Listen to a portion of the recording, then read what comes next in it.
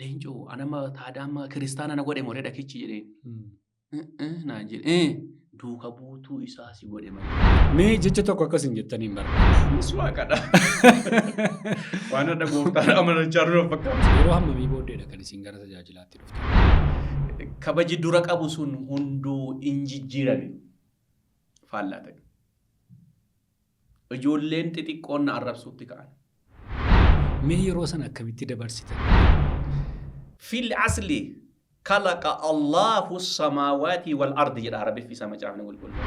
Utuun dhimma kana irratti araara gaafadhe dhiifama gaafadhe. Ani iman baye isuma dur badiidhaaf dubbisu jireenyattan jijjiirradhe. Waa'ee maqaa kanaa, waa'ee dhugaa kanaa namoonni kana utuu baranii waan jettan qabu. Anta salaama Isaa kiyyaa, anta salaama Masiihi kiyyaa, oduu si waamu lukkuun iyyaa, siin bareedde lubbuun kiyyaa. Isiniif akka dhuunfaa keessaniitti, akka abdootti, Iyyasuus gaafa jedhamu maaltu isinitti dhaga'ama? Guyyaa qiyaamaa ibidda galamoo jannata gala jedheen gaafii keessa jira. Barwaan islaamummaan godhinaan jette hundumaa utuu godhu abdiin qabuun ture. Hawaasummaa keessatti chaalenjiin dhufe maal fakkaata ture? Kanaaf dhumarratti immoo gatiin keenya ilaa jarri koo warra rakkina gurguddaa keessa darbanii dhufanidha. Uffata adii itti uffisaa inni gooftaan Yesuus jedhu nuudha. Nagaa Waaqayyoo isiniif haa baay'atuuf akkam jirtu daawwattoota keenya. Har'as Waaqayyo nu gargaaree nu jiraachisee fayyaaf nagaa nu kennee keessumaa kan biraa qabannee isiniif dhiyaanneerra. Keessummaan kee har'aa eenyu yoo jettan an baay'ee haasa'ee isaaniin ibsu. Sababiin isaa eenyu akka ta'an, maal akka ta'an, ofii isaanii akka isaan dubbataniif carraan isaaniif kenna. Isiniin garuu nagaan isin gaafadha. Jiruuf jireenya haalli hundumtuu nagaadha. Gooftaa keessatti hin jajjabaattu. Addunyaa kamirrayyuu teessanii kanneen viidiyoo kana jaallattanii waan nu daawwattaniif ulfaadhaa galatoomaan isiniin jedha. Har'as buddussee poodkaastiin jalqabeera. Turtiin keessan nu wajjin haa ta'u. Waa'ee gooftaa Yesuus haasofnaa, waa'ee ilma Waaqayyoo haasofnaa, dhugaa Waaqayyoo hojjetee haasofnaa nu wajjiniin tura. Baga nagaan dhuftani. Baga nagaan nu eegdan. Ani egaa of ibseera gammachiis uummataa Booranaan jedhama. Yeroo garaagaraa asirratti nan haasa'a. Namoota tokko yeroon isaaniin affeeru akka isaanii of ibsanii ittiin himu. Ofii kootii waa'ee isaanii himu. Mee har'ammoo dhimmicha geeddareetan gara keessanitti deebisa. Eenyu jedhu isin maqaa keessan irraa jalqabaati. Waa'ee keessan akka barru waan barbaadda waa'ee yartuu ishee nutti hima. Thank you. Abdoo jedhama. Miidiyaa irratti beeku namooti baay'een Abdoo Jaarroo jedhuun Abdoo Abbabboodha. Naannoo Filoo Dikoon dhaladheen itti guddadhe Arsii keessatti, Arsii Lixaa keessa. Egaa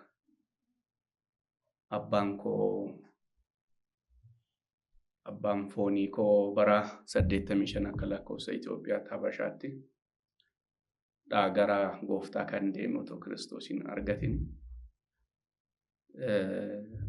Maatii koo maatii amma amanaa wajjin jiraadha jechuudha. Waldaa keessatti tajaajila.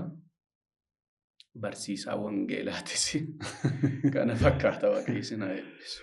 Egaa Daree Abdoo Jaarroo baay'een keessanii kallattii garaagaraatiin isaan beektu. Keessattuu immoo irra jireessaan amma yeroon isaa yeroo tiiktookiitii gadi ta'eef tiiktookii irratti baay'ee haasoftu. Yaadota garaagaraa kaasu laayivii garaagaraarras galanii immoo akkasuma tajaajila baay'ee kennu. Isa kanaan irratti waldaa keessatti baay'ee tajaajilu. Waldaa kam jirtu dhiifama? Waldaa amantootaa keessatti. Waldaa amantootaa Wangeela Yesuus Kiristoosiin amanan. Wangeela Kiristoos kan lallabdu waldaa guddoo, waldaa haadhotaati. Waldaa Waaqayyo Abbaa Ilmaa Hafuura Qulqulluu tokkochummaa Waaqayyootti amantu keessatti waaqeffadha. Waaqayyoof haa galatu.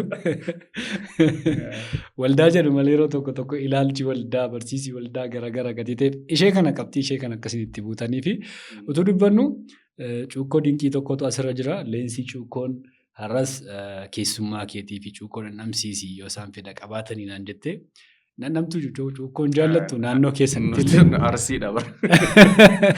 Nuti Arsiidha. Kanaafuu ittiin guddattan. Nuti micciirraa jenna maqaa isaati. Micciirraa. Haati manaa koo nuti almost torbaan tokko keessa al tokko hin fudhanne hin fayyadamne. Mana keessanitti beekamaadha. Eebbifaminaa jedhanii haadha manaa keessanii. Tole egaa namoonni baay'ee bareedu dhugaa. Mi'aa miti? Baay'ee. Dhugaa ba'aniiru dhandhamanii baay'een keessanis yoo barbaadan bilbilaa asirra jiru nu bilbilaati bakka isin jirtanitti isin erguu dandeenya. Haasaa keenyatti deebina. Mee jecha tokko akka isin jettaniin barbaada. Yesuus Kiristoos gooftaadha ilma Waaqayyootis jedhame.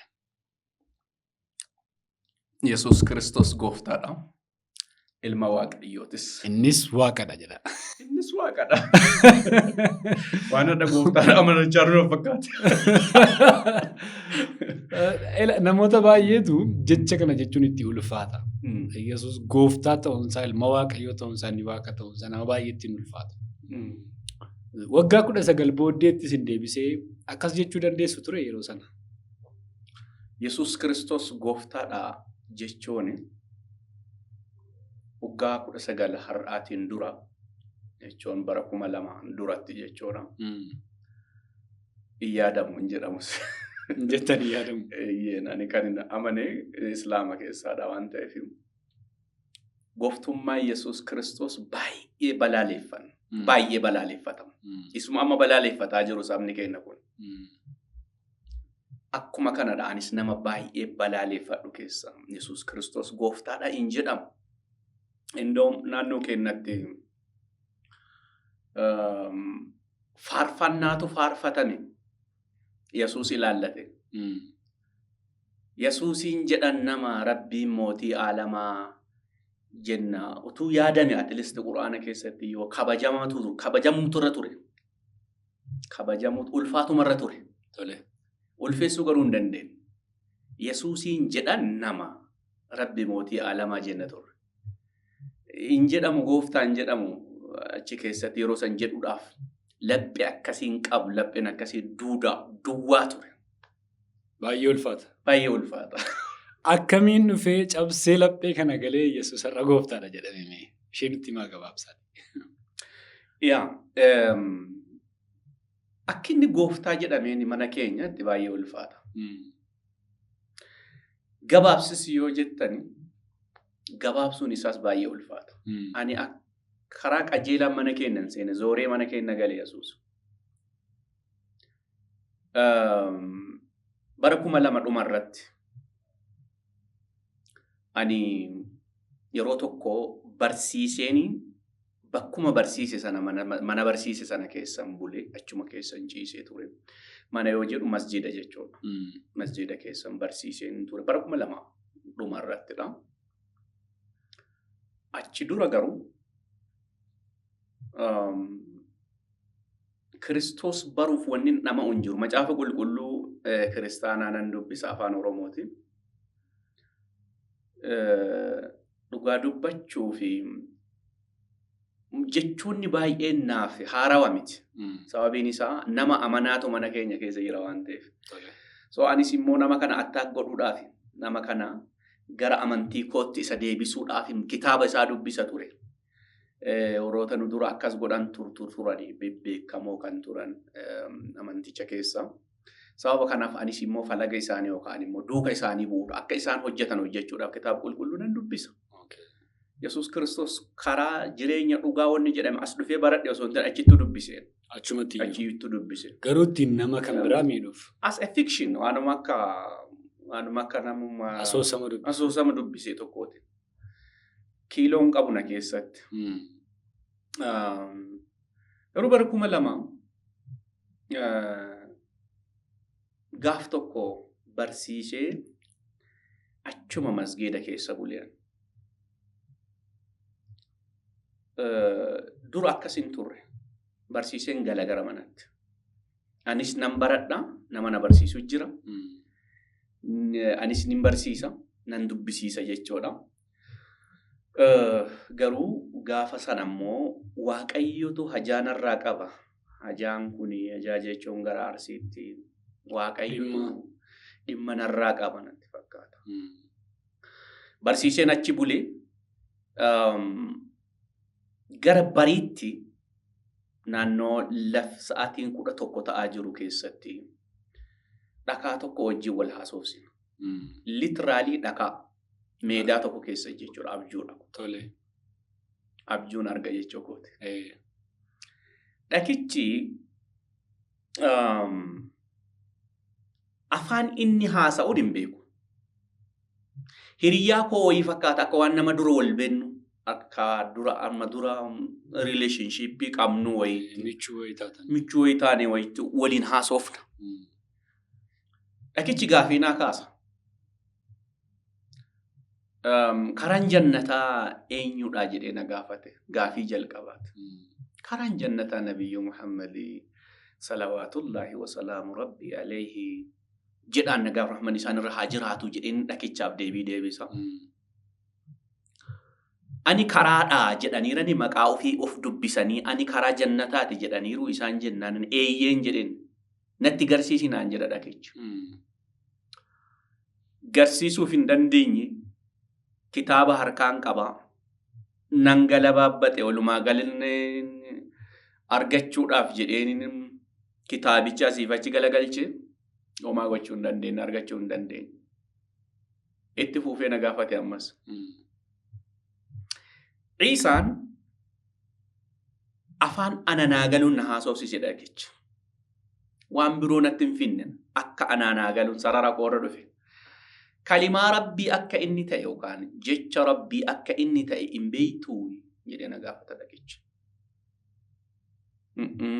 Inni kalimaa miti jedha. Na dubbisiise. Kitaabicha ani dubbisu keessaa na dubbisiise. Kitaabicha an barmataadhaan dubbisa. Haffazeera mataatti yookaan memorize godheen jira. Lisan ergan dubbisee kitaabicha dubbise keessaa waan baay'ee anaan na ajaa'ibu guyyaa sana dhakaa sanarraa dhakachi na dubbisiise. Kuni maalidha naan jedhee hiika isaa sanatti himne garuu. وكلمته ألقاها إلى مريم وروح منه جتش إسا كان إني قرى مريم تدرب جرى قرآنج جتش تاو إنسان بيكتو نانجر إني أنا دنقتكو باي إني كيسيكو الرفاتي قباب سوانا نجر إفن قباب سندوب بدنا Gaafii naannoo 18 na gaafate dhakichi. Gaafii inni na gaafate kanaaf deebii isaa 0.5 deebii isaan arganne. Waan tokko iyyuu arganne. Iddoo meedaa wayii teennee wal haasofsina. Masgiinni keenya fuullee dura keenya jira. Kun hunduu kan jechaa jiru maalidha? Abjuu gooti. Abjuudha. So macarrashaa dhumarratti immoo deebii isaa waan argachuu hin dandeenyee fi lammaffaa achi dhattee dukkana akka hin barsiifne naan jedha dhakicha. Tole naan jedhe. Tole hin jedhin. Gaafii 18 ani baay'een fuuree jira. Deebii waan an dhabeef 0 level irratti hin galee jira. Deebiin arganne waan hin ta'eef. So dhakichi ani ekeleedhaan aan hin jenne maqaa isaa natti hin himne. Ergan waan ammasiin jedhe kana waadaa na galfate booddee isaa mitti lixee gadi bu'ee hin beekne narraa adda ba'e. Anis yoomnuu mundan baquu wantichi hirriban abjuudha. Kaza baay'een nayeera rifadhee jira baay'ee. Yeroon salaataa ga'eera. Yeroon kadhataa salaatu subih ga'ee jira. Isa barii sagadan godha jechuudha. Innaa bishaan fudhadheen masgiinni keenya masjida baadiyyaati. Baatirii harkaa fudhadheen masjida dugda duuban dhaqeen quraanichas fudhadheen ganaa laaluu jalqabe. Yommuu laalu duubattiin deebi akka nama aliif ta'asa jedhee ganaanin qubee arabiffaa ganaa dubbisaa jiruuttiin duubatti na deebisa. Just am gaafii gaafachuu jalqabe uf mataa koo eessan ture ati. Dhakichi eenyummaa isaa natti hin himne. Dhakichi keessuma koo miicee na biraa deeme malee. Akkana waan beekne na godheetuma na biraa deeme. So mucaan tokko masjida jira Abbuu Sheekh Kadir jedhama. Yoo viidiyoo kana dhagaa'e innuu beeka. Mu'azzina masjida keenyaati. In azaana. Inni lafaa ka'ee riba isaatii ka'ee azaana godhee ummati naannoo dhufanii gara salaataatti dhufanii. Ani immoo sammuun koo confused ta'ee jira. Walna harkaa xaxee jira. Maalidha dhakaan kun? Keessi koo bakka isaan amanaa ture san hunda keessi koo na jibbe. Duwwaana ta'e keessi koo. Ani namni salaatuudhaaf yookaan sagaduudhaaf iddoo 7 dhiqata. Kana ummati keenya beeka. Iddoo 7 dhiqata. Ani gaafa sana iddoo tokko fuuluma koo qofaan dhiqadheen gaafas. Sammuutti hin turre jechuudha. Sammuutti turuu miti. Keessa kootiin adeeme amantichi. Gaafuma sana. Gaafa sana amantichi eessan tureen jedhee barbaada. Gaafii 18 kana gaafatee deebii ergan dhabe. Isumatu deebii hin qabu waan ta'eef.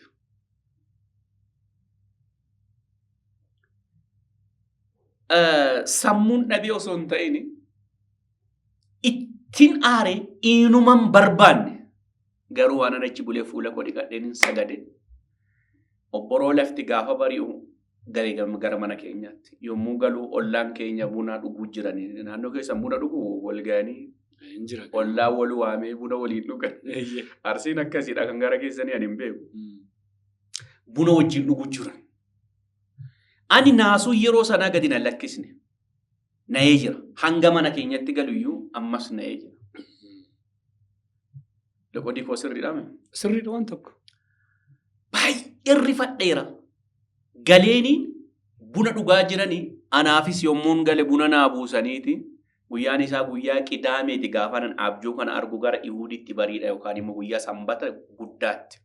An sanbata xiqqaadha abjuu kana kan laalu gara sanbata guddaatti barii jechuudha.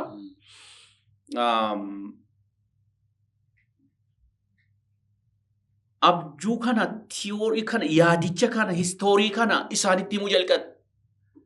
Edda dhakaan tokko natti dhufee gaafii na gaafatee gaafii kana jedhee na gaafatee deebii isaa tokkochuu mallee keessaa dhabee jedhee. Obbolaan koo hangafa kootii tokko mana keenya keessa jira. Akkanan quraanan qaraaneef dura baay'ee na tuma. Garuu amanaadha. Kiristaanadha. Dirqamaan gara kiristaanatti na fiduudhaaf inni duri abbaan koo bara 85 du'e waan ta'eef akka abbaatti kan na guddisedha obbolaan koo kun. Obboleessi koo kun jechuudha. Gaafan an seenicha kana waan eda keessa bule kana waan dhakichi na godhe kana isaanitti warri kuuwwan buna isaanii futti godhaatu mani sheeyxaanatti sitti dhufe tawbadhu astaghfirullah jedhi naan jedhu. Ijoon tawbadhuun kun warra dhaga'uuf hin galaafi. Ifadhu ofirraa jechuudha akka amma afaan kiristaanni itti fayyadamu jechuudha. Ofirraa ifadhu sheeyxaanadha. Sheeyxaanatu sitti dhufe akka jedhamudha. Innaa loqodii kennu sheeyxaanatu sitti dhufe ofirraa tawbadhu naan jedhani. Obboleessa koo kana ammoo dubbiin galteerti. Maaltu dhakichi maal akka ta'e nu hubateera. Inni bareera. Inni sirriitti bareera. So buna keenya erga xumurre ani obboleessa koo kana yeroo baay'ee namooti naannoo keenyaa beekamu.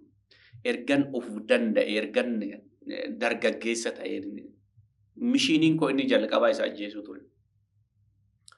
Sababiin isaa korma 2 taanee mana tokko keessa hin jiraannu. Jibbatu jira. Jibba qofaa miti. Inni an amanadhee ture isa ajjeesuudhaaf akkan isa balleessuuf na abbooma waan ta'eef. Qaatilu alladhiina laa yu'minuuna billaahi walaa bilyawmil aakhir. Warra rabbii fi guyyaa qiyaamaatti hin amanne balleessaa jedha. Lolaanii isaanii jedha. Kun quraanuma irra jira. Yaa eessatti jedhanii namni na gaafachuu danda'a akka tasaa warri amma sagalee kana dhageeffatu. Suuraa 9 suuratu Tawbaa 9:29 irra jira. Waan annan uffadhe godhe.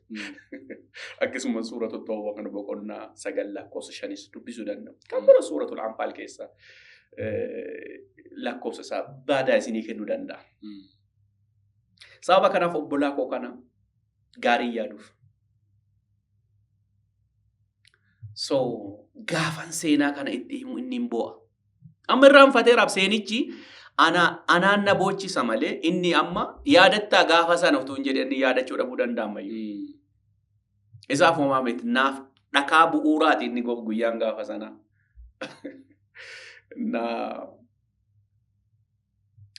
Erga buna keenya xumurree nami an akka bineensa tokkotti isa laalu, akka diina olaanaa tokkotti laalu maqaa bareedaa tokkoon na waame jechuun kiyya maqaan koo Abdoodha. Inni immoo Abdiyyee naan jedhe gaafa sana. Masoo godhe. Dubbiitu dhufe. namni an dura akka sareetti isa jibbu kuni yommuu inni abdiyyee naan jedhuma abeeti jalaa jedhe lakkaa wanticha connect godheera dhakichi. Walitti fideera. Walitti fiduu isaa garuu hin beekne. Keessichi connect ta'eera walitti. Irra keenyatu namichi kiristaanadhaan islaamaan of beeka ammayyuu. Garuu keessi kiyya yoonni abdiyyee jedhe konformii godhe. Fudhate. Wayyee yoo buna xumurte mee kootu goojjoo koottiin si barbaadanaa jedhin. Na dhugeen dhaqe goojjoo isaan dhaquun ture ani nama isa balleessuudhaaf magaala Arsii Nageellee irra baadiyyaa keenya dhaqe yeroo tokko sa'aatii 9 halkan bahe inni beeku ammayyaa hanga addaatti. Ajjeesuudhaaf miilaan deemee gaafa mana keenya bira ga'u sa'aatiin 12 ta'e ajjeeftee isa dhatta. Bari'ee lafti. Eessa abbaa kee deemta? Hin danda'amu. Nama akka kanaattu abdiyyee yommuu naan jedhi keessi kiyya na fudhate. Dhakaa edaati.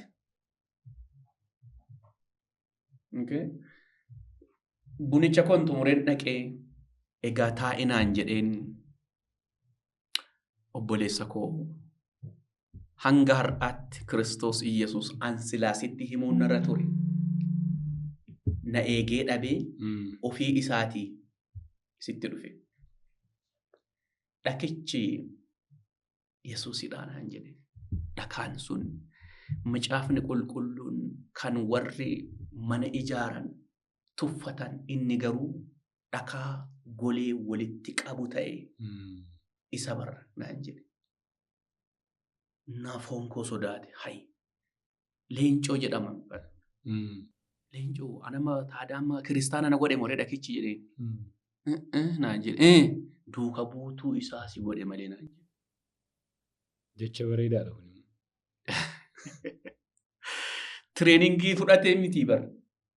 Maaltu afaan isaa keessa akka isa godhe hin beeku. So amma maaliidhaa miti? Kiristaanaa miti. Garuu inni dura duuka buutuu Kiristoosii ta'edha. Akkasana godhe. So amma baay'ee noormaali dhakaan illee Yesuusiin akka ta'e naa galee. So amma kana booddee maal gochuu qabaree? Ansiifan kadhadha. Calluma jedhi jiraadhu. Kana booddee anatu kophaatti sii kadhata. Akkasumatti jiraatta. Hanga Waaqayyo bayisiin jedhee karaa sii baasutti ansiif kadhadha. Nuti waliin jirra. Yeroo hundumaan kadhanna dhossaatti naan jedhe. Naaf kadhate. Kana booddee keessi koo in qulqullaa'e jaalalli keenya. Keessi koo in ife gammachuun koo daangaa dhabe.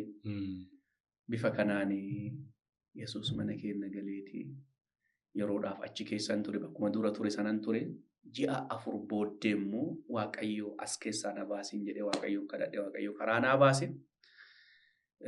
Ergan bayeen asuma biyya ollaa Keenyaa kanan deeme achitti hafuura qulqulluudhaan hin guutame. Achi deebi'een immoo macaafa gurraacha qabadheen macaafa church museen. Direct. Innaa akkitti Yesuus mana keenya seene bifa kanaan. Waaqayyoof galatu baay'ee yeroo bareedaa qabaachaa jirra. Cuukkoodhaan dhamuu dandeessu bishaan jira. Isinitti tolee akkasiin haasoftan abdii guddaan qaba. Haa ta'u egaa itti fufnaa Yesuus Kiristoos haala garaagaraatiin gara namaa dhufa.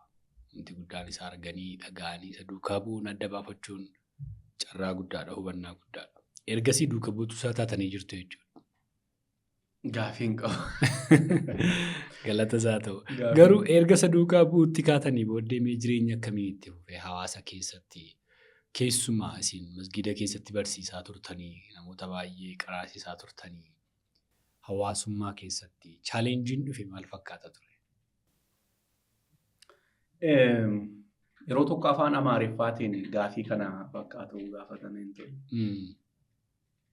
Yaa deebiin isaas immoo isuma yeroo sana dubbadheedha. Waanin keessa dabarseef waanuman keessa dabarsaa jirudha. Innaa Kiristoos Iyyasuusin ergan amanadheanii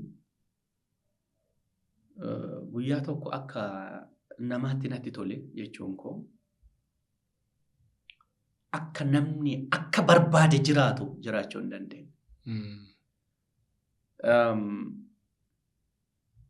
Kiristoos Yesuusin amanadheen waan argadheen qaba waan dhabeen qaba. Okay? Waan inni amanadhe waan ani dhabe waan inni dhabe dura isin jedhu kabaja naaf kennu kabaja sanan dhabe. Kabaji dura qabu sun hunduu injijjiirame faallaa ta'e. Ijoolleen xixiqqoon na arrabsuutti ka'an. Yeroodhaaf naaf hin galle indee kiristaanummaan akkanadhaa waan jedhudha. Waan inni argadhe Yesuus argadhe ifan argadhe jireenyan argadhe abdiin argadhe. Garuu kanaan wal qabatee bu'aa ba'iin an keessa dabarsu guyyaa guyyaatti lakka'amee mee isaan keessaa yoo jette malee guyyaa guyyaatti ari'atamuun lolamuun anaa fi ari'atamuun naaf obboleessadha. Naaf hiriyyaadha. Lolamuun tumamuun naaf hiriyyaadha. Hidhamuun naaf hiriyyaadha. Si'a baay'ee mana hidhaatti hidhamedha sababa Kiristoosiif. Si'a baay'ee. Si'a baay'ee maqaan qabne baay'ee naaf kennameera jechuun. Maqaa ani hin qabne hedduu naaf kennameera. Ulfinni Waaqayyoof haa ta'u. Maqaan ormi siif kennuuf seexanni siif kennu. Ana biraa uumaan qabu. Narraa adda ba'e. Maqaan an qabu maqaa Kiristoosiiti. Egaa anaaf jettanii in ari'atamtu, in jibbamtu. Kanaafuu ililchaa gammadaa Waaqarratti gatiin keessan guddaa in ta'a. Sagaleen Waaqayyoo Maatewos 6 irratti jedhu. Anaaf jireenyadha. Waanan baay'ee keessa dabarse. Gizee baay'ee natti tufame, gizee baay'ee rukutame, gizee baay'een hin hidhame. Waaqayyoo haa ulfaatu. Kuni kiristaanummaa ta'uu isaa hubadhe. Waaqayyoo haa kabajamu. Waaqayyoo galata guddaa haa argatu. Egaa kanaan duras kaastaniittu tarii namoonni afaan kana hin beekne akka isaan dhaga'aniif akka isaan beekaniifan dubbadhe malee isin yeroo baay'ee miidiyaa irratti kallattii garaagaraatiin tajaajila keessan hin ibsitu. Garuu immoo yeroo akkas cimsitanii arras dhandhamachaa haasoftan waa'ee Yesuus Kiristoos kana hin minyaanan akka keessaniirra. Kanaaf gaaffii kana isinii kaase. Egaa mee erga amantanii booddee namoonni tokko tokko yeroo gabaabaa booddee gara tajaajilaatti galu. Ariifatanii gara tajaajilaatti dhufu. Ammas Waaqayyoon tajaajiltu mana Waaqayyoo keessatti wangeela barsiiftu. Akka kanatti isin beeka baay'ee dhugaa baatu waa'ee Yesuus Kiristoos yeroo hammamii booddeedha kan isin gara tajaajilaatti dhuftan?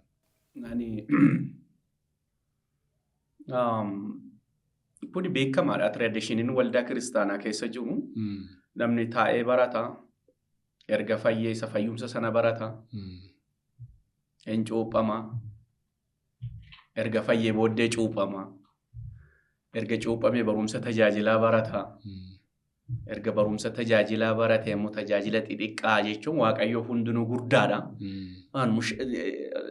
Mana keessaa kaataa Yesuus Kiristoos gooftaa akka ta'e namootatti himta gara liidarshiippiitti yoo hin dhufne iyyuu gara geggeessummaa garaagaraatti yoo hin dhufne iyyuu kuni waan waldaa keessaatti. Ani garuu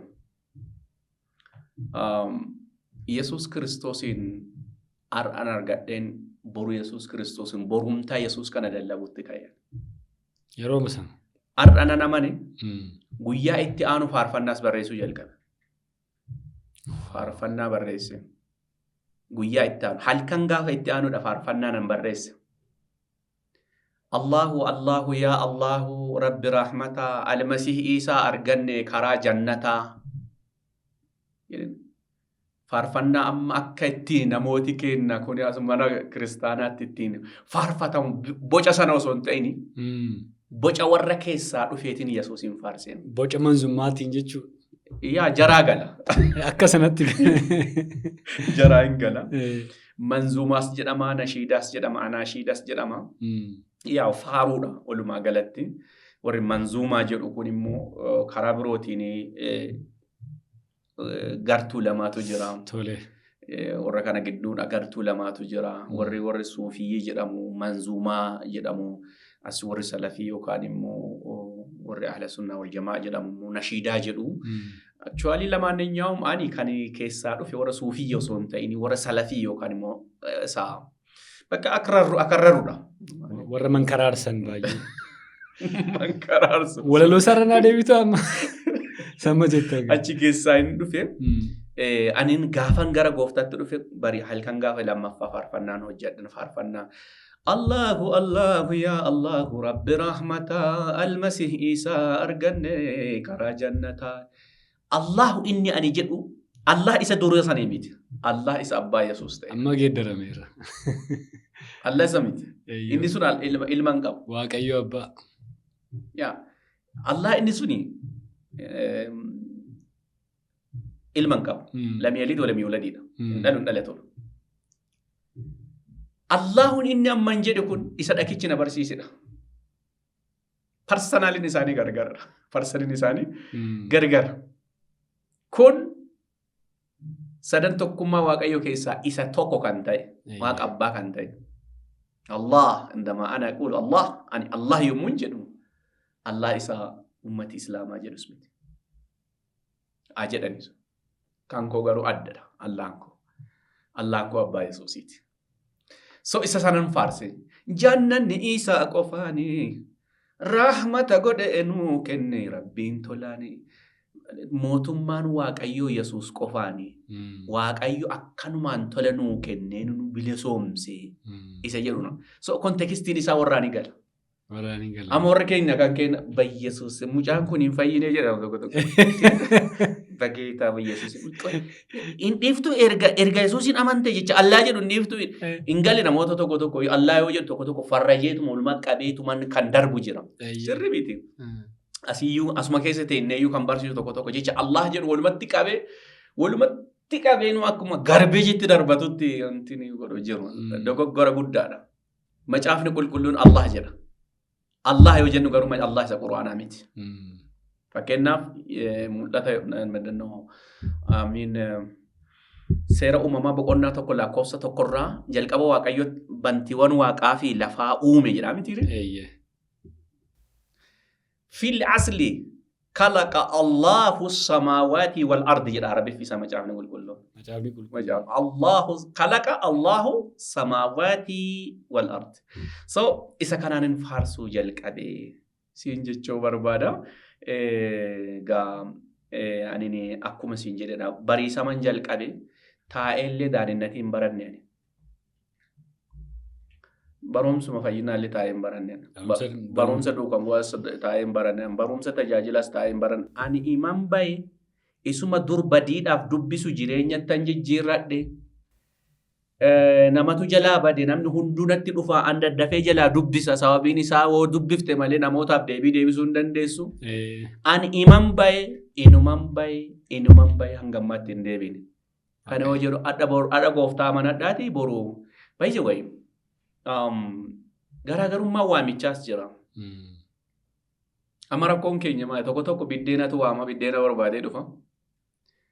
Nama tajaajiluuf fakkeessa. Biddeen yoo jalaa dhume ammoo illaamshaya. Tokko isa dubartii barbaadee dhufuu danda'a. Tokko waanuma ta'e wayii barbaadee dhufuu danda'a. Tokko ammoo gooftamatu divine connectioniidhaan isa waama. Inni si waame Phaawulosin waamame gama sana hin dhaqee Anaaniyaan siif kadhatama jedhee utumaa achi deemaa jiru karaa irratti itti dubbate ammayyuu aniin saba warra ormaatii fi mudhii keessi hidhachiisa isaan dhattee hiikkachiiftan jedheeni.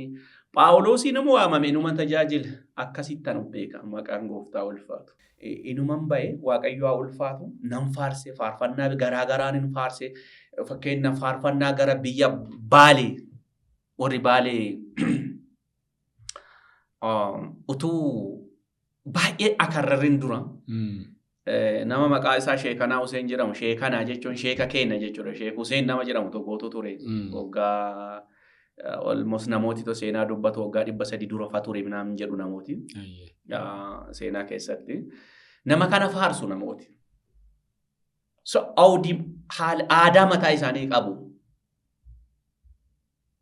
Nan dhagaa ani aadaa biyya tokko fakkaachuudhaaf baay'ee nan dhiboona. Mishineerii akkan ta'u beekan. Dafee fudhadhaan wallaggaa waan akka wallaggaa ta'uudhaaf nan dhiboona. Harargee waan deema akka harargee ta'uudhaaf guddaa nan dhiboona. Boorana yoo deema akka booranatti haasa'u guddaa nan dhibu yeroo itti fudhatu. Kun jireenyuma Harargee. I'm sorry. Jireenyuma mishineeriiti. Jireenya mishineeriiti.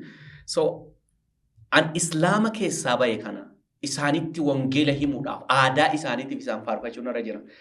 Anta salaama Isaa kiyyaa. Anta salaama Masiihi kiyyaa. Oduu si waamu lukkuun iyyaa siin bareedde lubbuun kiyya. Warraa hin gala. Hin gala. Amma Wallaggaa galuu dhiisuu danda'a. Kan biroos galuu dhiisna. Warri Baalee kunooti faarfannaa reef arganne jira jarri immoo. This contextualized isa kana.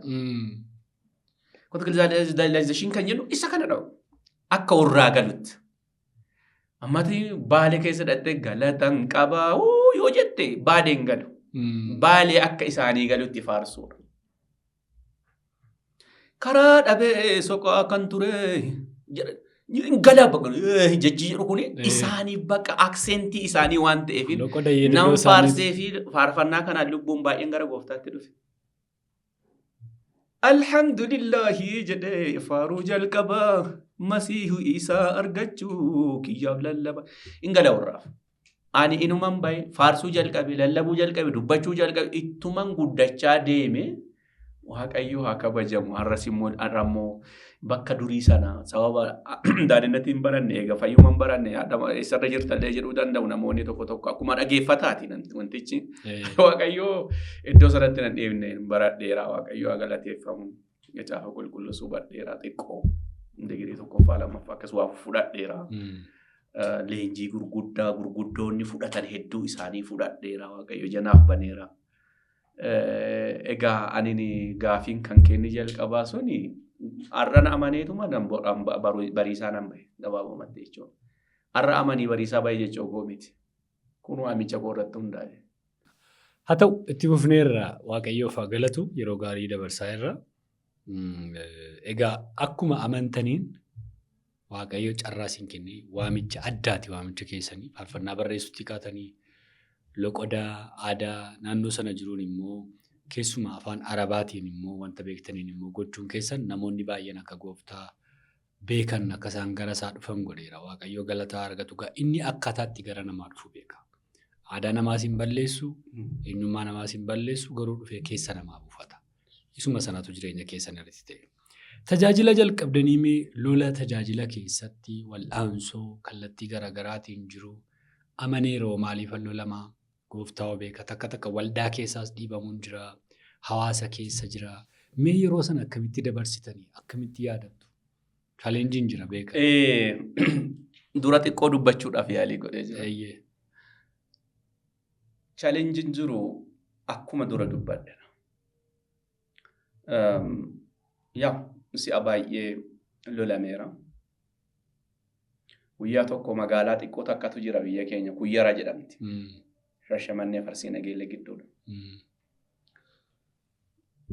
Iddoo tokkotti barsiiseenii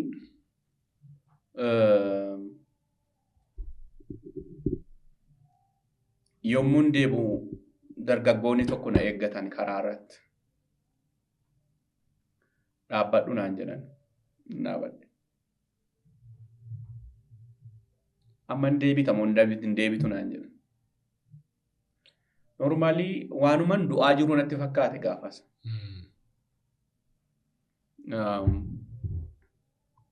Eessan deebi'aa jedheen. Nuun mormuu hin dandeessu amma. Yoo ka deebitu deebi amma. Hin deebitu taanaan tarkaanfii sirra fudhannaa jette ijoolleen. Lakkee akkan deebi'uun awwaamne gooftaan. Du'uun naaf waan ulfaataa miti. Innaa ijoolleen baay'eedha dhakaa qabatanii karaa gamaa gamana dhaabbatanii. Innaa inni tokko itti gadi lakkisii jedhan gangarana dhaabbateeru. Isin itti gadi lakkisaa jedhan dhakaa jechuudha maalii jidduu isaanii jiran. Innaa kanniinis nan laalaa. Innaa asii inni cakkaanyiin tokko gara jabeessa dhakaan irratti gadi qajeelche. Waaqayyo immoo narraa qolate an gadi taa'e isa asitti na eeggataa jiru isa dhaye. Nama kan biraa. Hiriyyuma ofii. Nama kan biraa. Ufumaa isaanii warri. Inni kufe. Iyyiin ka'e. Naannoo sana qaamotii seeraa tokko muraasi jiranii fiiganii dhufanii. Maaltu ta'e jedhanii gaafii nu gaafatanii anatu kiristaana ta'e jennaan anaan na rukutuuf jedhanii warra rukutan jedhanii booddee namoota achi jiran hunduma isaanii qabanii poolis xaabiyaa geessanii. Mucaa kufe sana qabatanii namni kan biroo ammoo hospitaala geessanii akkam akka inni ta'an hin beeku. Isa kana dabarseera nan beeka.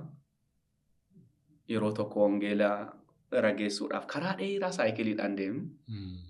As darbeera jechaa dhaga'aniitu karaarra dhaabbatanii shimala guurratanii karaarra dhaabbatanii na eegu. Keessa koos natti himee jira. Lolli akka jiru. Innaa gadi hallayyaadha. Gadi dhooqadha. Saayikiliidhaan kutee namaa 3 hin jirra. Saayikiliidhaan darbine bira jechuun tajaajila kenna tajaajillee xumurannee nutti tolee lubbuun fayyee waaqayyo guddaa kabajame. Ulee qabatanii dhaabbatanii nuti immoo gidduu isaanii saayikiliidhaan darbine erga biraa fagan isaanii bar jedhan ganaa reefii amma dammaqan. Ribaa dammaqu. Akka nama ribaa dammaqu. Nu faana fiiganii nuti saayikilii keenyaan kunnee biraa galle akka kanattis waaqayyo na oolcheera. Waan baay'eedha achi keessa lolli sababa jiruufanii yoo yaadattanii nuu kaastanii waaqayyo har'as warra kana keessa jiran akka inni dabarsu namana. Waan baay'ee dabarsitaniitu isin. Mee waan tokkoon isinii kaasuu barbaada. Gaafa jecha Iyyesuus namni jedhu Iyyesuus gaafa jedhamu ofii keessaniis gaafa Iyyesuus jettan maaltu isinitti dhaga'ama. Maqaa kanatti namoonni waan baay'eetti maxxansu waan baay'ee godhu gara waan baay'eetti geeddaru inni kaan ittiin nagadaan inni kaan ittiin barreessan inni kaan waan baay'ee godha. Isiniif akka dhuunfaa keessaniitti akka abdootti Iyyesuus gaafa jedhamu maaltu isinitti dhaga'ama? Iyyesuus naaf ulfaataadha. Baay'ee ulfaataadha naaf Iyyesuus. Iyyesuus afaanii miti. Maqaan Iyyesuus anaafi jireenya olaanaadha. Maqaan Iyyesuus jedhu anaaf humna qabeessadha.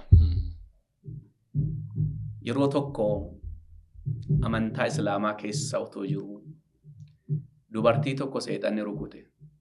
Kottu jinnii keessaa baasii jedhanii na waaman. Ijoollee wajjin hin dhaqe. Halkan guutuu itti qara'aa bulle jinnii baasuudhaaf dubartittii kana keessa. Seexanni dubartittii sana keessaaniin gaafii tokko na gaafate. Ati amma imaama keenyaa hinaan. Ati kan nu sagachiisu siidha jechuudha eekaan isa. Imaamu jechuun mariin keenya siidhaa geggeessaan keenya kan nu salaachisu. Kewwina godhe. Ani imaama seexanaa imaama jinniitiin jedhee of gaafadhe. Akkanatti marsinee akka maayikii kanaatti nu jidduu itti qabaniiti. Lafti baadiyyaadha biyyichi. Korraazii baadiyyaa beektu? Laambaa. Inni ibsanii nu jidduu kaa'anii jiru. Lafaa al tokko barartee korraazicha dhaamsitee kaballaa fuula koo keessatti natti kennite ammayyuu. Dukkana sana keessa? Hin dukkanaa'e. Anis immoo harkaan qunxuuxoodha. Jechuudhaan jinniin bayaa jira itti qaraa itti dubbisaa jira anan marbar qonoxoxu ittiin jira. Booddee namooti kibriitiidhaan laambicha kana korraazii kana nuu qabsiisanii manni deebee ibsee na salphisitti laata jedheen eege. Isiinis nan salphifneen calluman jedhee dabare. Jinnichas baasuu hin dandeenye. Ergan gara gooftaa kanan dhufee maqichi maqaa jinnii baasu ta'uu isaarra. Maqichi maqaa salphaa miti naaf. Maqaan Iyyesuus jedhamu kuni maqaa salphaa miti. Maqaa jinni irratti aangoo qabudha naaf. Iyyesuus yoo jette jinni mana keessaa iyya iddoo jiruu iyya.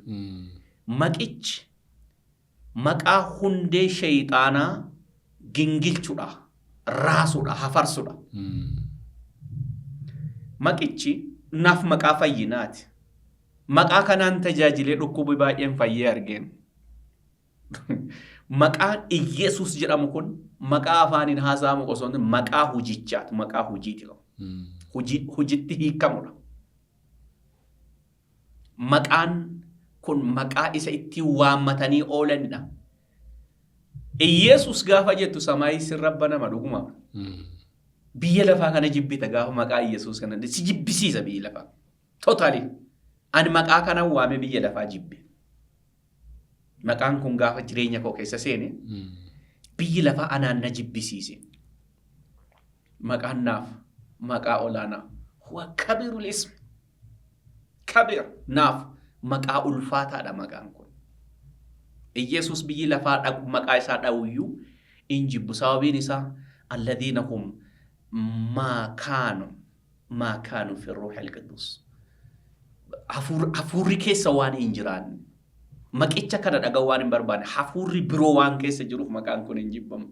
Maqaan kun maqaa qammafamuu qabudha. Maqaa akkuma dhangaa kana dhandhamamuu qabudha. Maqaan dhugaa gooftaa waaqa jiraataadha. Naaf maqaan kun maqaa oolchaadha. Guyyoota baay'ee gaafii dura naa kaafte guyyoota baay'ee guyyaa har'a hin galu jedhan. Har'a naadhumatti guyyaan jedhu maqichi na oolcheeraadha. Gurbaa tokkotu jira biyya Ameerikaa keessa Muhammad jedhama. Cidha oolee galeen halkan cidha keessa buleen halkan yommuu galu arma dura itti himameera maqicha kana itti himamee jira. Astaghfirullah a'udhu billahi deeminarraa jedhe maaliif jennaan waraabessaatu marse. Allahu akbar jedhe jiraa deemuu hin dandeenye. Itti toobbate homaa gochuu hin dandeenye. Yaa maqaa isa gaafa duraanatti himamte maqaa Yesuus har'a waraabessaan akka hin nyaatamne yoo na oolchite boru sitta namana jedhemu. Paasterii dadhamteen Ameerikaa Kanaadaa keessatti. Amma. Hin dhaga'uu danda'a. Hiriyaa koodha. Dhaga'uu danda'a. Maqaa kanatu waraabessaarraa oolche. Maqicha anaan waan gurguddaa keessa na dabarseen. Guyyaa hin galamu jedhame hedduu na galche dhugaadha. Anaaf beekamu. Guyyaan irratti murteeffame maqaan kun na oolche. Bara 2007 akka Itoophiyaatti miidiyaadhaan ajjechaan irratti labsame. 2007. Yeroon sun yeroo siyaasi Itoophiyaa wal keessa makamedha. Yeroo haalli jiru gaariin turredha. Yeroo sana keessa. Ani miidiyaa kana nan tajaajila yoo sanii 2007 jalqabeen karaa WhatsAppiidhaan gaafiif deebii uummata kanaa wajjin jechuudha. Gaafa deebii naaf dhaban du'an irratti labsan beeku. Namooti irratti labsan miidiyaa kana dhagaaniin beeku. Maqaa isaanii dha'uun nan barbaachisu. Isaanuu beeku. Maqicha kana waamee afaan garagaraatti hiikamee narratti bilbilama. Afaan ani hin beekne faatu narratti bilbilama. Afaan Arabiitiin narratti bilbilu warri Araboota. Anaan immoo labsiin irratti labsame kan narraa diige maqicha kanadha. Anaaf maqaan Yesuus jedhamu maqaa salphaa miti. Naaf maqaa ulfinnaati. Waan amma akka kanatti akka salphaatti dubbadheen bira darbuun sitti hin fakkaate. Guyyaa hedduun ittiin oolee maqaa kana. Maqichi samis irratti bana. Maqaan kun maqaa jireenya laatu. Maqaan kun maqaa abdii namaaf kennudha. Masiih alladhii jaa'a yawmal qiyaama. Isa guyyaa bara dhumaatiif yeroo namoonni abdiin qabne anaaf abdii ta'edha maqichi kun. Kan namoonni hunduu eeggatudha maqichi kun bara. Maqaa salphaa miti. Yaji'u yawmal qiyaama ni dhufa jedhamee kan eeggatu. Maaraanaataa jedhee kiristaanni kan eeggatu bara. Dafii nuu kottu kan jiran maqicha kana. Yesuus ilma Waaqayyoo. Naaf yommuu maqaa isaa dha'u keessa kottu na guuta akkanumaan. So maqaa ulfaataadhaan jechuu barbaade. Waan baay'ee kaaftanii baay'ee namatti tola Waaqayyoo fagalatu dhugaa maqaa kanatu jireenya nuu kenne. Foolii nutti godhe bifa nutti godhe nama gidduu nu deemsise. Haasaa tooraa akka haasofnu maqaa kanatu nu godhe. Waltajjii baay'ee irratti nu wajjin dhaabbateessatu nu bareeche. Galanni isaaf haa ta'u. Mee waa'ee maqaa kanaa waa'ee dhugaa kana namoonni kana utuu baranii waan jettan qabdu namoonni salphaamatti fakkaatu waan qoosaatti fakkaatu jiru kana baruu qabanii waan jettan jira. Maqaa kana malee maqaan biroo jannatan galchu maqaa kanaan alatti maqaan biroo eeggatamu hin jiru. Kiristoos kun Yesuus ilmi Waaqayyoo kun ana huwal baab ani karaadha jedhe. Karaa maleen adeemanii jedhee faarse mucaan. Ana huwal baab ani karaadha jedhe. Ani balbala jedhe. Ani karra baab jechuun balbala ittiin seenamudha gara jannataa. Ana huwa shiraat aw ana huwa siraat ani karaadhaan maqicha kanadha karaan. Isaan alatti namni jireenya argachuu abadan hin danda'u. Anam yeroo baay'ee miidiyaa irratti maqaa kana nan lallabaa warri maqaa kana jibban na arrabsu. Maqamaan hin qabne naaf laatu. Sababii maqaan kun irratti waamameef. Isaan na abaaraniif na arrabsan kun tokko ammoo gara gooftaatti yoo dhufan gara maqaa kanatti gaafa dhufan wayyoo maalan keessa ture maalan jedhee si arrabsaa ture yoosin. Ijoollee amanuu barbaadde yoon amanne nu salphisinnaa jedhanii nama natti ergan. Maqaa nama salphisuuf irraa hin qabu. Maqaa salphinna keessaa nama baasudha. Maqicha kanatti yoon amanin maadhaa yaaqulul masiih maal jedhe? Laa ya'tii ahadukum ilal abbi bigayri anni. Eenyullee yoo ta'e anaan yoo ta'e malee gara abbaa dhufuu hin danda'u. Anaan yoo ta'e malee jedhin faqat dhumate bar. Tuqaadha. Anaan yoo ta'e malee eenyu gara abbaa dhufuu hin danda'u. Karaan gara abbaatti ittiin gaamu karaa maqicha kanaatiin. Iyyeesuus gooftaa akka ta'e afaan keetiin yoo beeksifte, afaan keetiin yoo shahadaa qabatte, afaan keetiin yoo dhugaa baate inni gooftaa kootii yoo jette malee. Garaa keetti yoo amanatte. Yesuusitti gaafa amannu biyya lafaa kaadeeraa seexana akkas miti. Akkas miti. Biyya lafaa dhiise seexana dhiise maqaa koo galmee mootummaa Waaqayyoo irratti naa barreesse. No akkas miti. Wangeelli kan nuun jedhe Yesuus gooftaa akka ta'e afaan keetiin dhugaa ba'u Yesuus gooftaa kooti. Garaa keettis amanuu. Lammaffaa garaa kootti amanachuu isa afaaniin gooftaa koo jedhe kan yoo sanidha maqaan isaa galmee mootummaa bara baraa irratti kan barreeffamu. Yoo sanidha inni biyyi lafaa kan dhiisu. Yoo sanidha inni seexanaan adda kan ba'u. Yoo sanidha jecha kana jechuutu irra jira. Yesuus gooftaa akka ta'e. Lammaffaa Kiristoos akka du'e Waaqayyo abbaa warra du'an gidduudha akka isa kaase. Yesuus du'ee akka du'aa ka'e afaan isaatiin shahadaa qabate yookaan ragaa ba'e yookaan immoo dhugaa ba'e garaa isaattis amanate fayyina bara baraa argate. So fayyinni Addaam nutti fide. Fayyinni kan ittiin argamu cubbuu Addaam nutti fide irraa birmaduu kan baanuun maqicha kanadha. Maqaan kun maqaa cubburraa bilisa nama baasu.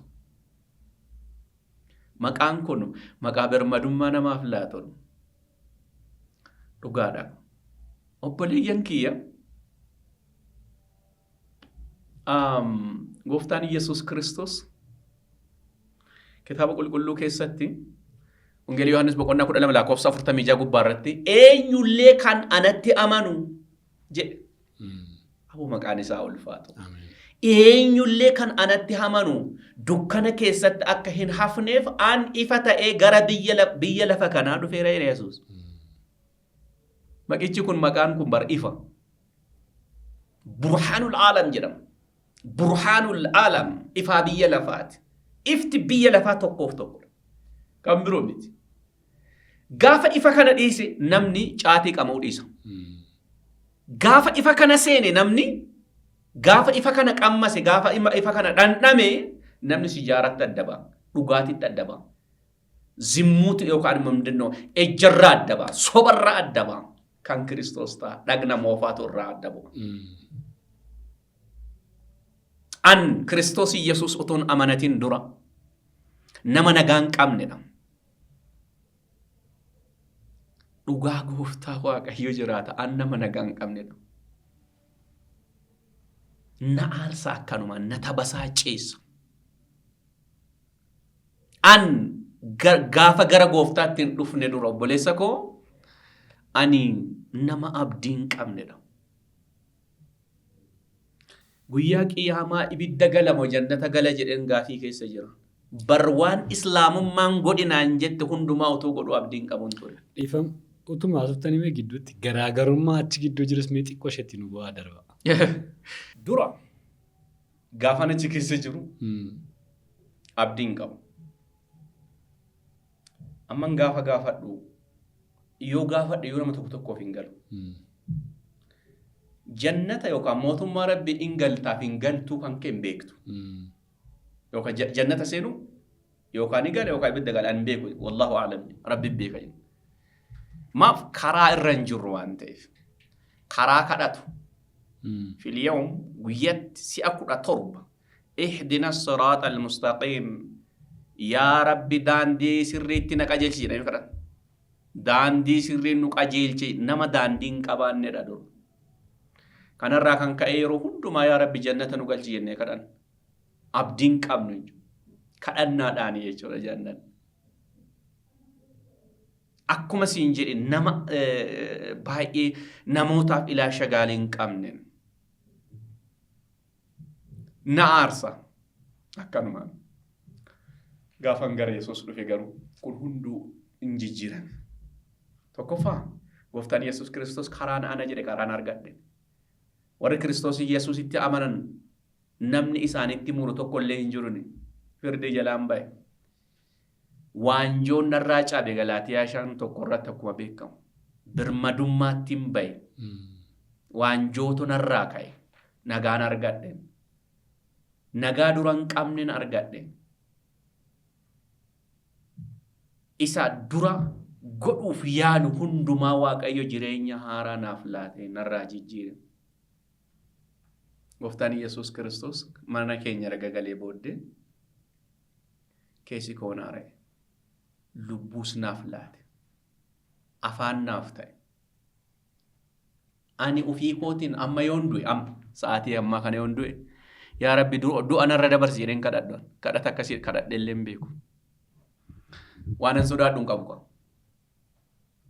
Duutis naaf jireenya bu'aadha. Jiraachuunis bu'aa wayiitiif hin jiraadha lafa kanarra. Garuu du'a sodaanna. Waanuma du'aa kana lallabna. Amma waa'ee du'aa lallabu waa'ee jireenyaatu lallabama. Duutiif jireenyi harka Yesuus irra jira. Yohaannis 11:25-26. Kan natti amane yoo du'eyyuu in jiraata jedhe Yesuus. Maaliif hin sodaadhaan? Abdiin argadhe. Bara Islaamummaa keessa ture guyyaa qiyaamaa maaluma taana. Gaafa lafti kun socho'u jenna izaa zulzilatul ardu zilzaalahaa wa akrajatul ardu asqaalahaa. Gaafa lafti kun socho'ee namni achi keessaa bahee maaltu taa'ee jedhame namoonni raafamu baay'ee sodaa guddaadha. Then after that bakka waan si sodaachisaa baay'eedha.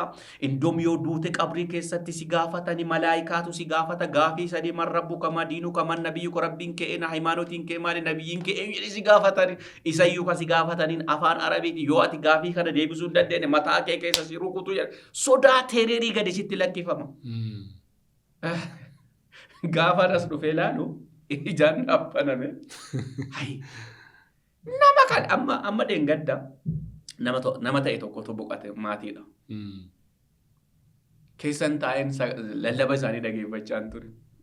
Akkana godhanii si gaafata. Namni bar'arra yoo du'e 7-2 hadhaadhattee olaalte shameera hin jiru. Maaltu muna? Iddoo bakka tereerii. Kanumaan bakka sodaachisa laphee kee irratti gadi tuulame.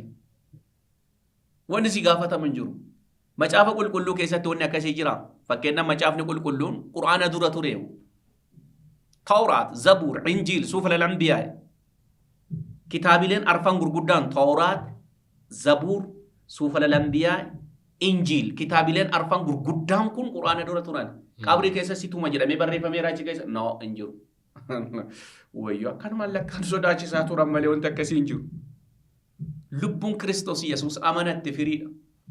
Eessa akka dhandhu beekna gooftaa keenya bira deemna.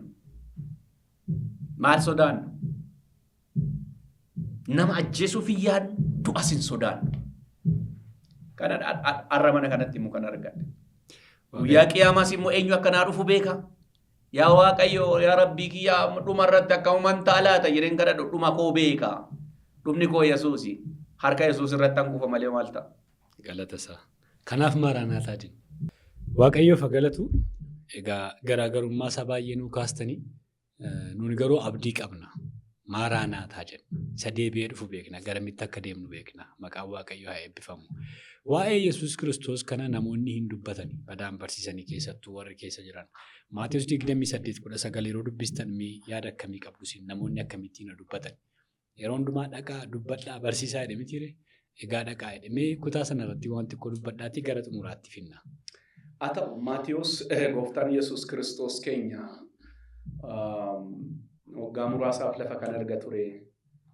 Egaa du'ee warra maqaa isaatti amanataniif jireenya laatee warri du'aa ka'uu isaa amanan jireenya akka argataniif isa hojii kana nuuf hojjetee dhumarratti immoo ergama guddaa kana laate.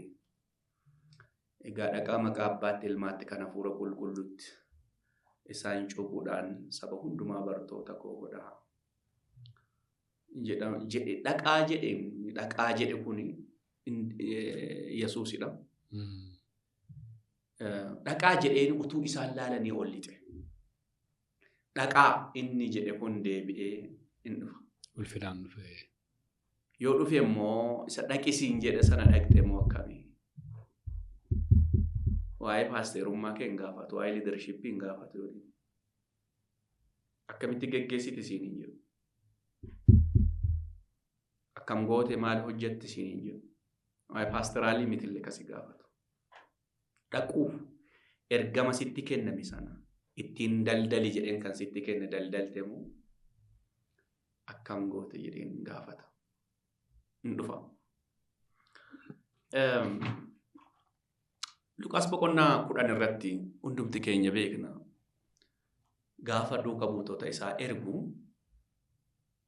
egaa dhaqaa jedheen kunoo an akka ilmoolee hoolaa yeeyyii gidduutti an isin erga jedhe. Maa jechuudha? Yeeyyii gidduutti nama erguun kun. Yeeyyiin nama nyaata.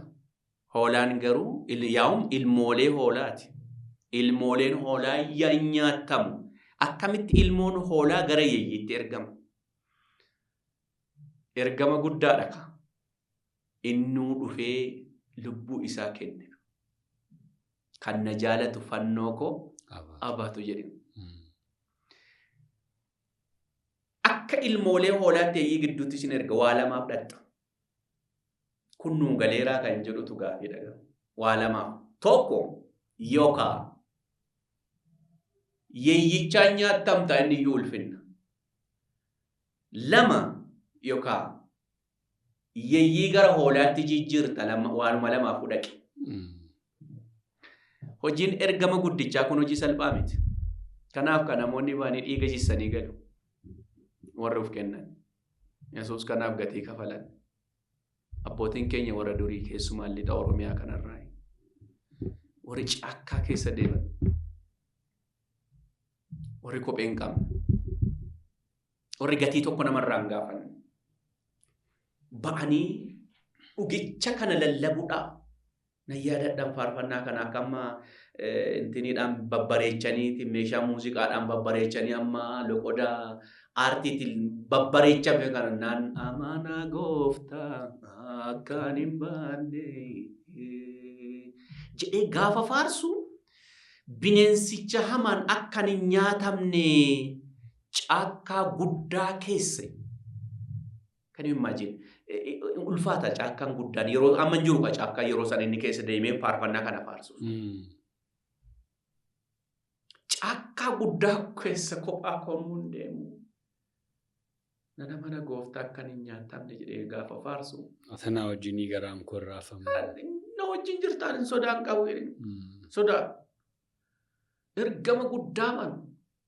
Magaala Asallaa irraa hanga magaala Boreetti miilaan deeminu. Amanaa tokkotu biyya sana keessa jiran miilaan guyyaa baay'ee deemee achi ga'e.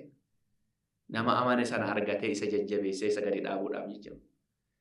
bara biyyi keenya sirna kooministiitiin bultu.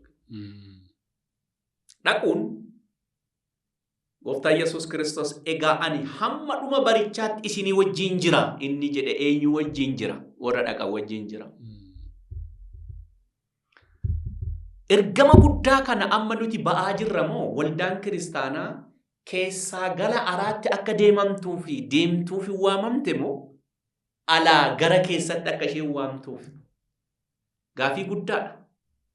Har'a nuti amma keessa teenne tokko kottaa warri Gooftaa Yesuus amanatte yoo irratti kottaa namoota qabaa fidaa jedha. Gooftaan Yesuus garuu deemaa jira. Waamaa hin jenne. Kottaa jedhaati waamaa. Gara waldaa ekelee dhaqaa fayyinatu achi keessa jiran jedhaan jenne. Dhaqaa. Mana caatii keessaa warra fayyanii paasterii ta'antu jira. Mana farshoo keessaa warra jireenya argatanii bakka kan kee kana hojjetantu jiru. Garuu yoo ati hin dhandhe akkamiin dhagaaree namichi. So dhaquun kun hundumaaf kenname. Ana akkanaaf galate. Hundumaaf kenname. Dhaquun kennaa miti. Dhaquun ayyaana miti. Paasteriin dirqama hojicha dhaqee wangeela himuun qeesiin dirqama wangeela fayyinaa kana warra fayyinatti himuun dirqama wangeelaawiin hawaa lakkaa'e abbaa barbaadde hunduu idaa ofirraa qaba. Idaa qaba. Isa dhaqaa jedhame kana Phaawulos gaafa dubbatu yeroo michuu kana addaan baafachuudhaaf yeroo gaarii yeroo hamaa jettee addaan qilleensa addaan baafachuudhaaf yaaliin godhin. Kun yeroodha, kun yeroo miti utuu hin jedhin qophaa'ii argan. Yeroon barbaadu wangeela lallabuudhaaf, wangeela namootatti himuudhaaf. Haalli yeroo ammaa yerootti mana gallee dhokannu miti. Amma bari'eera baanee hojjannaa miti. Haala hin mijanne keessatti wangeelli lallabamu. Kanadhaaf Phexros fa kan lallaban, Yohaannis fa kan lallaban. Gatiin dhaquu ajjeefamudha. Du'uudhaaf of qopheessu. Ani yeroo baay'ee akkana jedheen kadhadha jecha kana sirratti hin xumuru. Arma duroo yommuu kadhadhu simmeetiidhaan kadhachaa immooshin ta'ee jiraate naa laata jedheen ganaa of qoraa ture.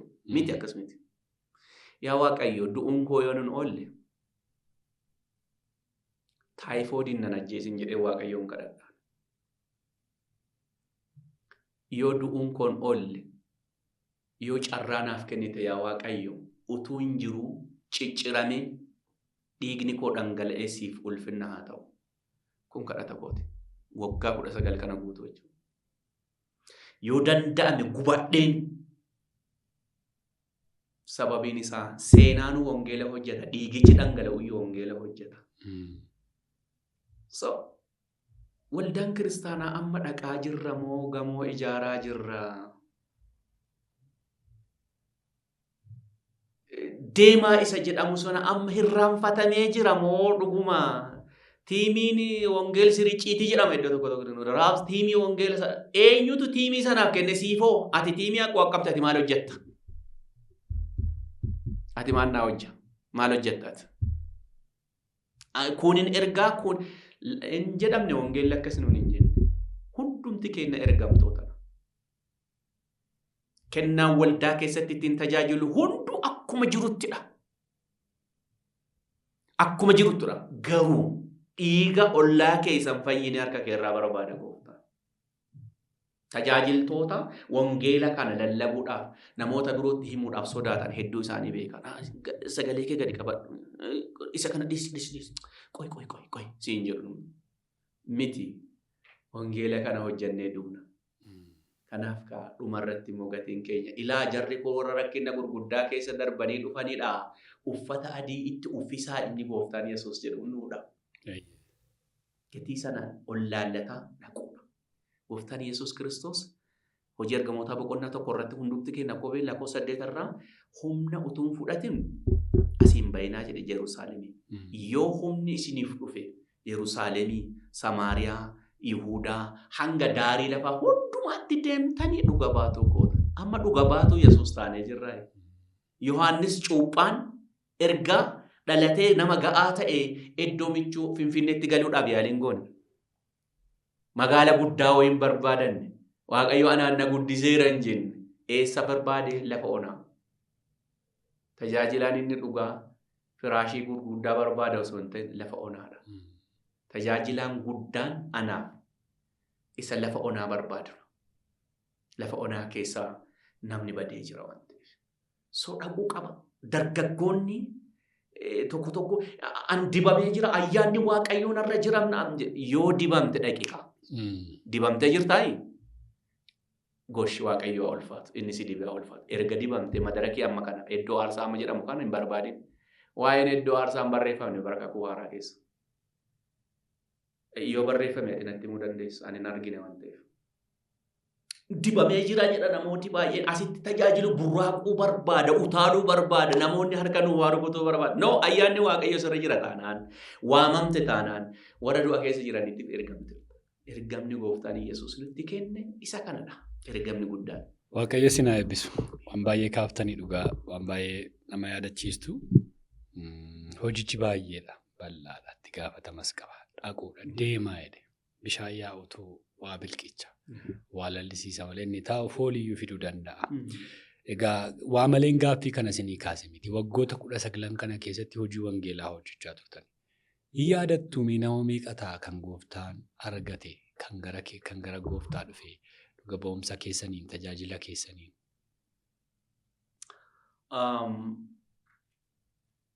Waaqayyo haa ulfaatu. Baroota keessa darbe kana keessatti bara itti seenamuu qabu. Baroota guyyoota keessa dabarse waggaa 19 kana keessatti guyyaa waaqayyo na gaafata jedheen itti yaadu wayyoo. Na waamtee utuu siif hin hojjenne darbe jedheen itti seena'ee itti gaddin. Lubbuu baay'ee naaf laate waaqayyo dhugumatti.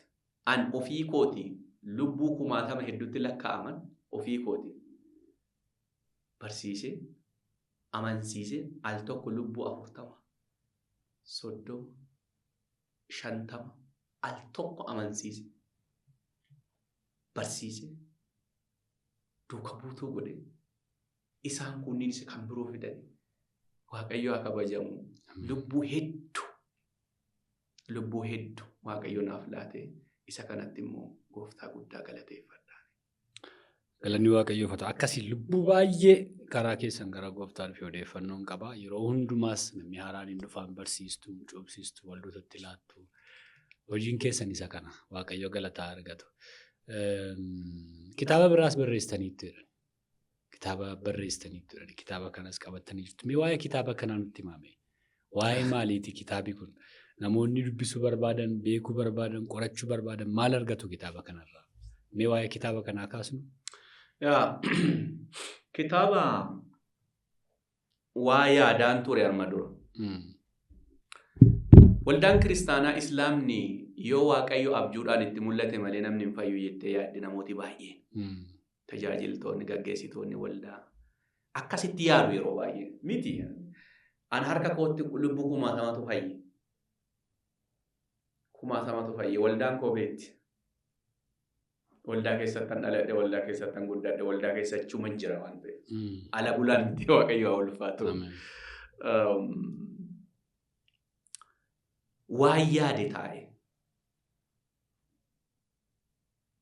Namni abjuudhaan osoo hin ta'in barumsaanuu akka isaan fayyan hubachiisuudhaaf maaf waan barreessu jedhan bara 2010 CD tokkoon hojjedhe.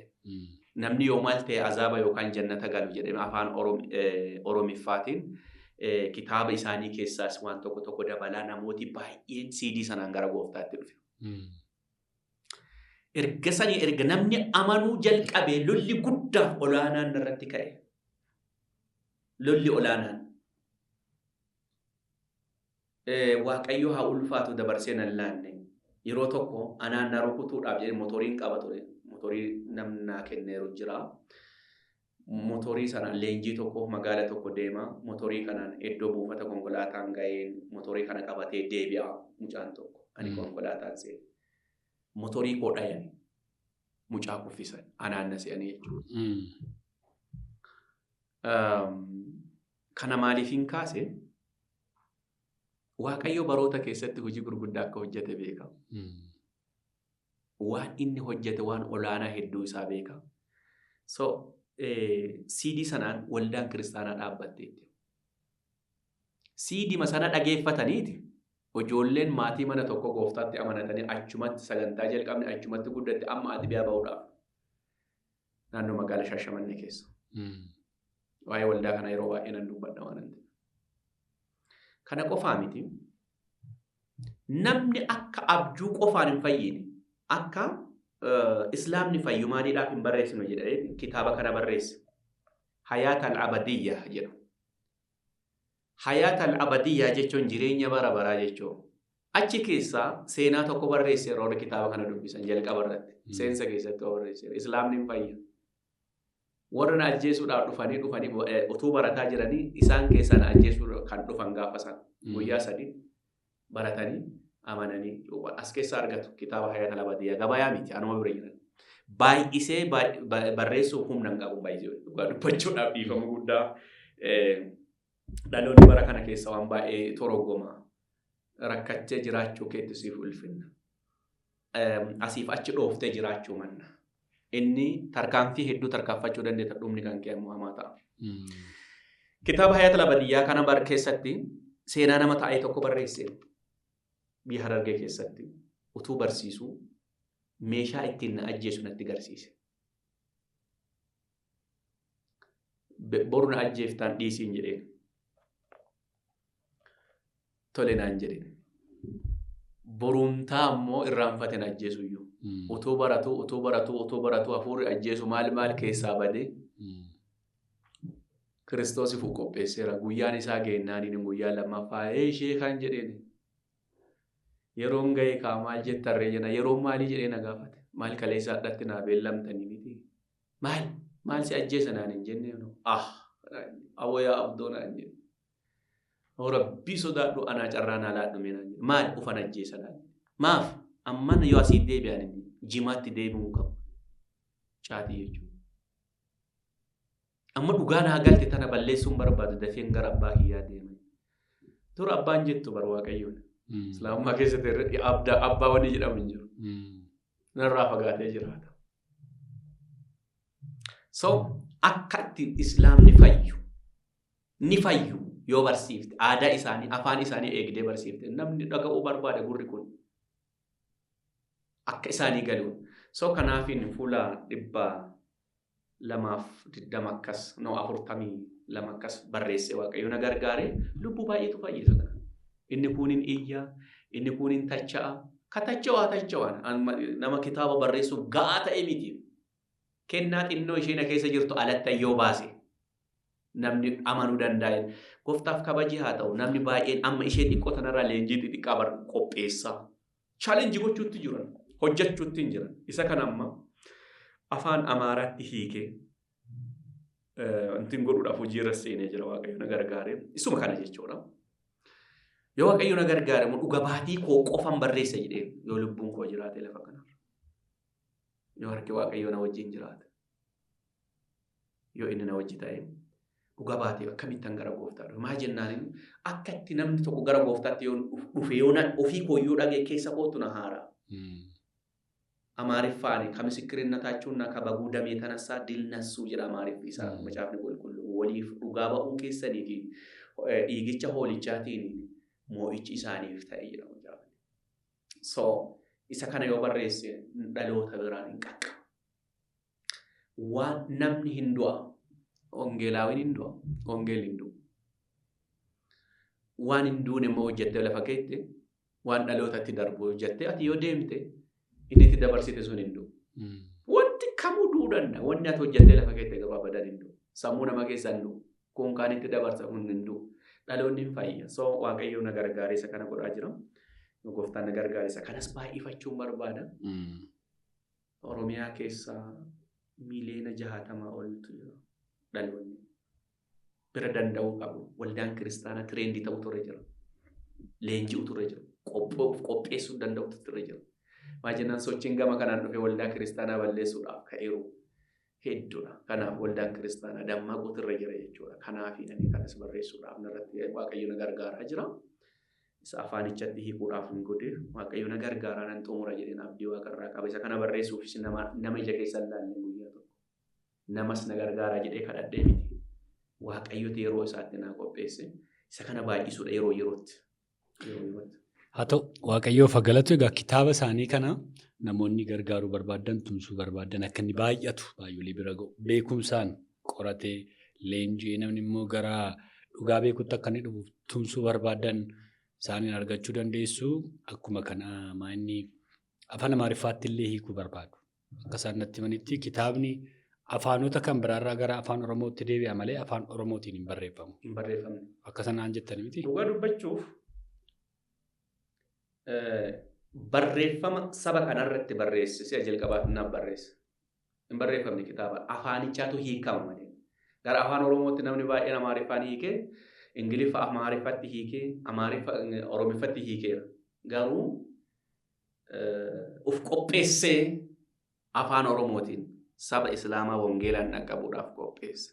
Hin turre, hin argine anis, hin dubbifne. Kitaaba Ibaluun barreesse jedhee barreessan dubbiseera. Kitaaba Itoophiyaa keessatti barreeffaman keessumaan saba kana dhaqqabuudhaaf warra barreessan kitaaba afaan Oromiffaas dubbiseera. Inni Oromiffaa immoo daarikt isa Oromiffaan barreeffame osoo hin ta'in isa Amaariffa gara Oromiffaatti. Waaqayyo na gargaare jalqaba afaan kanaan barreessutu narra jira jedhee murteeffannaa fudhadhe. Jarri sabi kuuwwanis immoo dhaqqabuu qaba. Na gaafatu. Egaa dhugaatti naaf kadhadhaa. Birrii eenyuufis hin kadhadha dhugaa dubbachuudhaaf. Birrii kadhattuu godhee nan uumne Waaqayyo akka kabajamu. Waaqayyoon akka naa kadhattaniidha akka nan barbaadu. Hin godha Waaqayyo isa kana tariitii inni nutti cimaa nama tokko nama viidiyoo kana ilaaluuf baay'ee salphaa ta'uu danda'a. Hin beeknu hojii Waaqayyo. Kacarraas immoo isin gaafadhe gatiiteef namoonni tumsuu barbaadan tumsuu dandeessu. Kanaachi immoo Waaqayyoon naa kadhadhaa jedhanii Waaqayyoon kadhachuu dandeessu. Waaqayyo hin qopheessa sababa ta'eef. Gaaffii wayyartuu gaaffii ariifataa gara ariifataa isin gaafadha. Daftanii naa deebistu. Achi booddee gaaffii keenya sagantaa keenya har'aatu. Jireenya keessan keessatti erga dhalattanii gaabbii qabdu? Waan an gaabbu hin qabu. Waan na gaabbisiisu Oromiffi isaa ingidi yoo sirrii ta'e hin beeku. Waan hin gaabbu waan itti seenamu hin qabu. Waan tokkoyyuu. Waan itti seenamu hin qabu. Waan an gaabbu waan na gaabbisiisu tokko jira. Wayyoo bara itti cittaa'een isa dubbisaa ture sana utuu wangeela keessa hin jiraadhe ture. Isheen gaabbiidha. Deebisee ammayyuu dhugumatti immoo isa kana Musee Faraa'oon manuma Faraa'oonitti guddisee deemee Faraa'oonitti gallakkisee turinaan jedha Hafuurri Waaqayyoo isuma kanatti iyyuu hin gaddinaan jedha ittiin gaabbinnaan jedha ammoo deebisee. Innaa turuun koos gaarummaadhaaf achitti gatii kafaluun koos immoo gaarummaadhaaf Waaqayyoo ulfaatu. Kanaaf gaabbii hin gabbatu. Maaliif kan gaabbatu? Utuun dhimma kana irratti araara gaafadhe dhiifama gaafadhe nama kana gaddisiiseera akkas godheera waan jettan qabdu hin beekamu yeroo tokko namni carraa gaafa kennamu dhiifama waan irratti dhiifama gaafachuu barbaadan qabdu. Miidiyaa korrattan yeroo baay'ee uummata Islaamaan dhiifama nan gaafadha yeroo baay'ee. Kutanii akka hin dhageeffanne sheetanayyuu. Sababuma wangeelatti himuuf taphasaa jiru.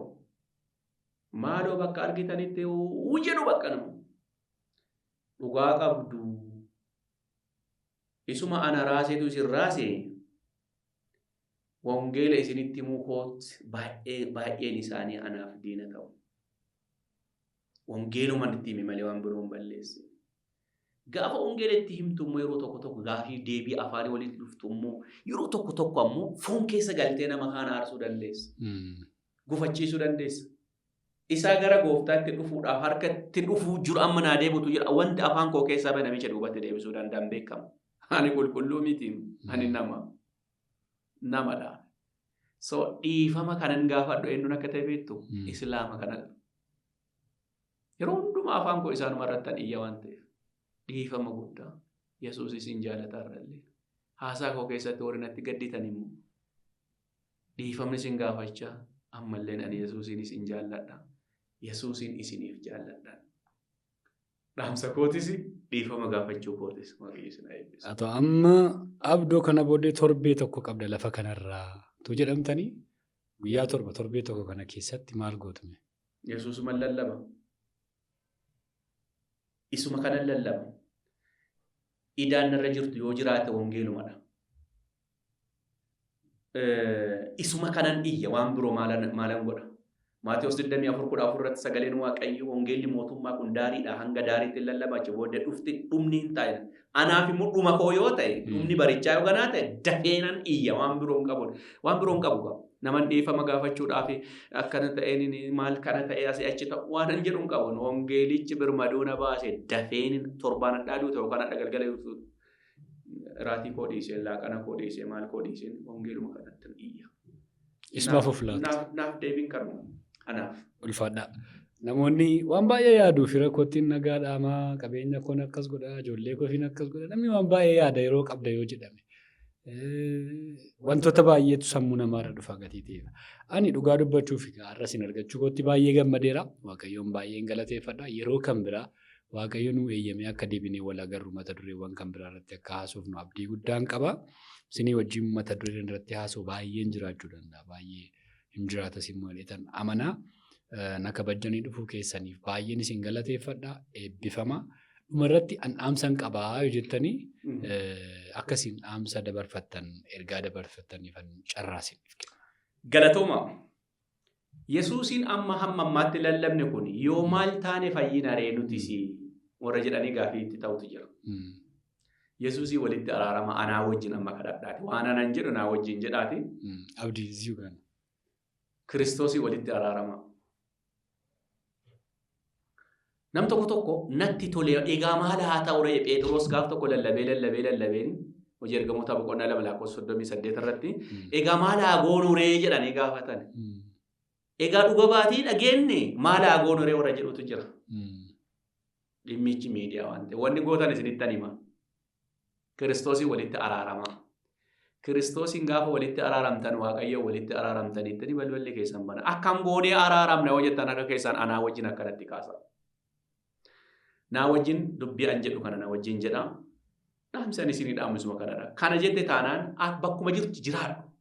Yegidda hanga bataskaana sana dhaquutti dirqama koo hanga achi dhaquutti fayyinni hin ta'u hin jettu. Baqa Yesuus dubbii kana jette jennaan ati fayyiteerta. Jinni irraa adda baateerta. Halkan yoo bofti si ari'ellee nagaa baataadhaa jalqabdee jechuudha. Yesuusii kana argatte taanaan jechuudha. Naa wajjin sagalee kana jedhama. Yaa Waaqayyo galanni siif haa ta'u. Kiristoos Iyyasuus gooftaa akka ta'e afaan kootiin dhugaa nan ba'a. Garaa koottis nan amanadha. Yesuus naaf akka du'ee du'aa akka ka'e, abbaa mirga akka jiru, deebi'ees dhufee akka na fudhatu nan amana. Waaqayyo abbaatti, Waaqayyo ilmaatti, Waaqayyo hafuura qulqulluu sadan tokkummaa Waaqayyootti nan amana. Waan na simatteef galanni siif haa ta'u. Maqaa Iyyesuusiin. Ameen. Dhugaadha. Sagalee kana jettanii anaa wajjee yoo jettan waatu sirraa gangalata. Maqaan kee galmee jannataa irratti galmaa'eera. Atii fi shayxaanni ni kaa'u irraa hiikkattanitti. Waaqayyo sinaa eebbisu. Wangeela kana lallabaa.